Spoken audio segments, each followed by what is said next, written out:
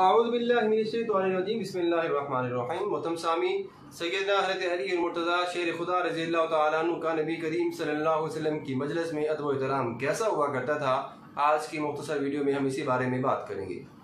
ہمارے چینل کو ضرور سبسکرائب کیجیے گا۔ صحیح مسلم میں حضرت برا بن عازب رضی اللہ تعالیٰ عنہ سے روایت ہے کہ سیدنا حضرت علی رضی اللہ تعالیٰ عنہ نے صلح نامہ حدیبیہ، مطلب جب صلح حدیبیہ ہوئی تھی 6 ہجری میں، تو اس میں یہ عبارت لکھی تھی، ھذا ما کتب علیہ محمد رسول اللہ صلی اللہ علیہ وسلم۔ مشرکوں نے کہا کہ لفظ رسول اللہ صلی اللہ علیہ وسلم نہ لکھو، اگر رسالت کے ہم قائل ہوتے تو جھگڑا پھر کس بات کا ہوتا۔ رسول کریم صلی اللہ علیہ وسلم نے حضرت علی رضی اللہ تعالیٰ عنہ سے فرمایا کہ اس لفظ کو مٹا دو۔